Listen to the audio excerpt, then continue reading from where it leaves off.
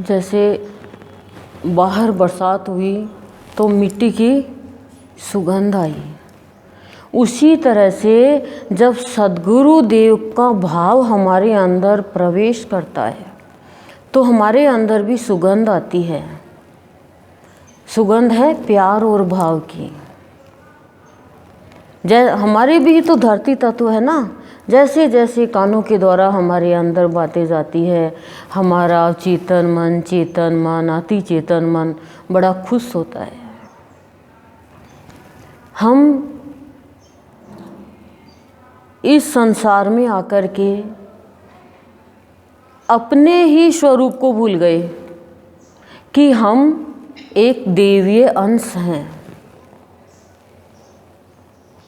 जैसे ईश्वर का अवतार हुआ है ऐसे ही हमारा भी अवतार हुआ है, लेकिन इस अवतार को हमने निरर्थक गंवा दिया।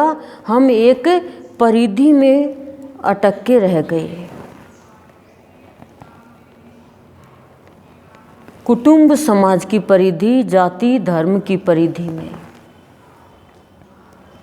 संकीर्णता की परिधि में हम फंस गए और चाहने लगे कि हमारे जीवन में रिद्धि सिद्धि आ जाए। हम भूल गए अपने वेश को। हमारा वेश है प्रेम का,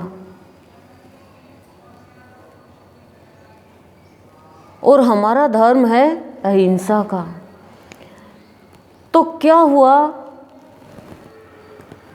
हमारे जीवन में जैसे जैसे हम बड़े होते गए प्रवेश होता गया अलग अलग इंसानों का, और जैसे ही बुरे लोगों का प्रवेश हो गया हमारे जीवन की दिशा बुराई की ओर चल पड़ी। जैसा प्रवेश हमारे अंदर होगा ना, जैसी बातें हम ग्रहण करेंगे वैसे ही हम बन जाएंगे।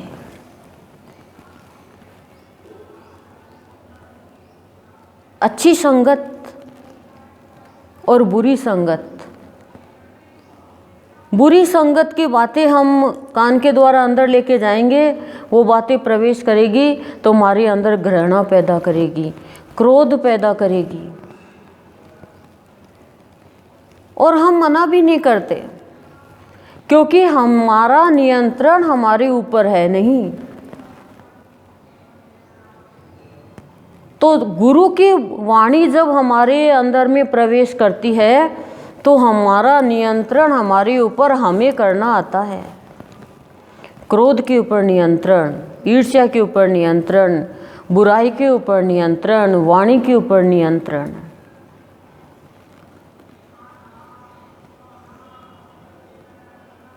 नहीं तो खुला छोड़ दिया, चल भाई क्रोध आ जा, जो होगा सो देखा जाएगा, उसने ऐसा क्यों किया। जब तक नियंत्रण नहीं करना आएगा हमें अपने ऊपर, तब तक हम कहीं पर भी चले जाएंगे, ठोकर खाकर गिर जाएंगे। नियंत्रण नहीं है तभी तो एक दूसरों की बातों में हम आ जाते हैं। तो हमारा एक संकीर्णता का घेरा इतना सही है कि बस मैं और मेरा। सद्गुरुदेव की एक अमृत वाणी भी है कि मैं मेरा यही घेरा तो जीवन में छाया अंधेरा। मैं मेरे का घेरा है वही एक अंधेरा है। अंधेरे ने घेर लिया हर तरफ से। अंधेरा क्या है? भ्रम है प्राणी का कि ये पुत्र मेरा है, ये पुत्री मेरी है।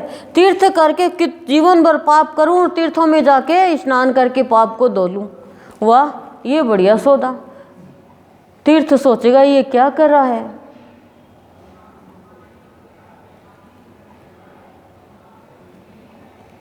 ये हमारी धारणा है, ऐसा नहीं होता है। बच्चा सोचेगा कि पढ़ूं ही नहीं, लास्ट दिन पढ़ लूंगा, तो कैसे पास होगा वो? फेल होगा ही होगा वो तो हमारी स्थिति क्या है कि हम गुरुदेव के भावों को बांधना चाहते हैं, एक परिधि में, एक रेखा में बांधना चाहते हैं, और कोई गुरुदेव के भाव को परिधि से बाहर लेके जाना चाहता है, उसको ही बाहर कर देते हैं। ये कैसे सत्संग का भाव है, ये कैसे सद्गुरु की महिमा जानने वाले लोग हैं। क्या सूरज को कोई बांध सका है? क्या आकाश को कोई बांध सकता है? क्या धरती को कोई बांध सकता है? क्या वायु को बांध सकता है? क्या जल को बांध सकता है? तो मेरे गुरु के भाव को कैसे बांध सकता है कोई प्राणी? वो तो असीम है, विशाल है। हर कण कण में गुरु का भाव विद्यमान है। और मनुष्य सोचता है कि बस मैं ही भक्ति करके और भक्त कहलाऊं, दूसरा यदि कोई मेरा गुरु का भाव फैलाए तो फिर मेरा तो नाम नहीं होगा। इसका मतलब उसने गुरुदेव की राय भर की भी भक्ति की महिमा नहीं जानी। हम सब गुरुदेव के बच्चे जितने भी हैं पूरे विश्व में, एक गुरु की संतान है। और एक संतान दूसरी संतान से लड़ाई करती है तो बहुत भगवान को दुख होता है, तकलीफ होती है। हमारे परिवार में कोई लड़े तो तकलीफ नहीं होती क्या मम्मी पापा को? होती है। पर हम अज्ञानी प्राणी कहाँ जान पाते हैं इस चीज़ को, और दुर्गंधी फैलाते रहते हैं हर तरफ हर तरफ। तो क्या प्रवेश किया हमने और कहाँ प्रवेश किया? भक्त किसी की चाटुकारिता नहीं करता है। भक्त किसी के आगे हाथ नहीं फैलाता है अपने इष्ट के अलावा। भक्त सत्य को सत्य, असत्य को सत्य कहता है। भक्ति कर रहे हैं और असत्य को असत्य नहीं कह पा रहे हैं दो चार लोगों के झुंड के कारण, तो फिर वो गुरुदेव को कैसे पाएंगे? वास्तविकता को जानो भाई। एक भी यदि सूरज है तो पूरी प्रकृति में प्रकाश फैला देगा। 10 सूरज की जरूरत ही नहीं है। एक गुरु की परिधि में हमें रहना है, और गुरु की परिधि क्या होती है? विशाल होती है। एक आभा मंडल आ जाएगा हमारे चारों तरफ, गुरु मंडल जिसको बोलते हैं। फिर बाहर की बात, दुनियादारी की बात कभी भी हमारे जीवन में प्रवेश नहीं करेगी। और हम अपने स्वरूप को नहीं जानेंगे कि मैं शांत स्वरूप हूँ, तब तक हमें क्रोध प्रवेश करेगा, कभी ईर्ष्या प्रवेश करेगी, कभी मोह प्रवेश करेगा, कभी लालच प्रवेश करेगा, कभी बुरी बातें, कभी अन्याय की बातें, कभी अधर्म की बातें वो प्रवेश करती जाएगी। लेकिन जैसे ही गुरु मंडल में, गुरु आभा मंडल में आ गए, गुरु की परिधि में आ गए, फिर वो सबके लिए, बुरी बातों के लिए दरवाजे बंद हो जाते हैं। फिर उन बातों के लिए ही वो दरवाज़ा खुलता है जीवन का, जो अच्छी बातें हैं, जो आध्यात्मिक बातें हैं, जो ऊंचाई की ओर लेकर जाने वाली बातें हैं, जो अंधकार से प्रकाश की ओर लेकर जाने वाली बातें हैं। तो गुरु का भाव जो भी फैलाएगा गुरु के ऋण से ऋण हो जाएगा। लेकिन गुरु का भाव फैलाने के लिए आपको कष्टों का सामना करना पड़ेगा। वो कष्ट नहीं होंगे, वो आपकी परीक्षा ही होगी। उन परीक्षा में आपको पास होना आना चाहिए। और आप ये कहोगे चलो हमारे लिए तो ये भी ऐसी, वो भी ऐसी, तो ये भी आपकी गलत फहमी है। भगवान के लिए सब समान है, लेकिन पात्रता तो है। आप कह दोगे सोना भी ऐसा ही है, तांबा पीतल भी ऐसा ही है, कह दोगे क्या? नहीं कहोगे। यानी चाटुकारिता आती है आप लोगों को। सत्य बात छुपा ले, असत्य बात छुपा लेते हो और सत्य बात पहुंच नहीं पाती, क्योंकि असत्य बात अंदर छुपा ली तो सत्य बात कहाँ ठहरेगी? कहाँ ठहरेगी बताओ? आपको इस बात का पता नहीं है। आप ये सोचते हो नहीं नहीं बस ठीक है, मैं तो नहीं करूँगी ऐसी बात। असत्य बात को तो छुपा लिया आपने, उसको बढ़ावा दे दिया। असत्य बात को, गलत बात को आपने किसी को सुना और अच्छा होने वाला था आपका, वो भी नहीं हो पाया। क्यों? आपने गलत बात को बढ़ावा देकर अंदर ही छुपा ली। अब आपने प्रवेश किया सत्संग में, सत्संग में प्रवेश किया तो आपने अच्छी बात सुनी। अब वो बुरी बात जो अंदर है, गलत बात, असत्य की बात है, वो कहेगी हट, मैं बैठी हूँ यहाँ, तो मैंने प्रवेश कर लिया। सोचो आपको गुस्सा आ रहा है, उस टाइम आपका प्यारा बेटा आपके पास आया और आपने एक चांटा मार दिया। जब आप शांत हुए, अरे बेटा मेरे को तो तेरे पापा पे गुस्सा आ रहा था, मैं तेरे पे गुस्सा थोड़ी कर रही थी, आजा मेरा बेटा, आजा मेरा बेटा। शांत हो गए ना, तो बेटे को कलेजे से लगा लिया। धोखा कर रहे हो, यही जिंदगी का रहस्य है। गुरुदेव करें आज तुम्हारा अपना है, कल की चिंता छोड़ो, आज अच्छा करो। तो जितनी जितनी आप बुराई को अंदर में प्रवेश करने दोगी, छुपाओगी अंदर में, अच्छी बात के लिए स्थान ही नहीं बचेगा। बचेगा क्या? सोचो आप, नहीं बचेगा भाई, नहीं बचेगा। खुली किताब जिंदगी होनी चाहिए। और हमने क्या किया? अनुभव है ये, हम बैठे भाई ये तो भक्ति में है, बहुत भक्ति में है, बहुत प्रवचन करते हैं, ऐसे हैं, लोग आगे पीछे घूम रहे हैं। लेकिन जब व्यवहार देखा, बात देखी, उनकी बात अंदर गई, उनका थोड़ा सा वो लिया भी, बातों का सार भी लिया, लेकिन फिर ऐसे लगा कि अरे हमारा तो ये गुण नहीं है, इंसानियत ही नहीं है ये तो। किसी को ठुकराना, किसी को देना, किसी से छुपाना, कोई भाव में उसको रुलाना, ये तो गुण ही नहीं है हमारे गुरुदेव तो ये चीज़ सिखाती नहीं है। ये क्या है? अच्छी बात प्रवेश ही नहीं कर पाई।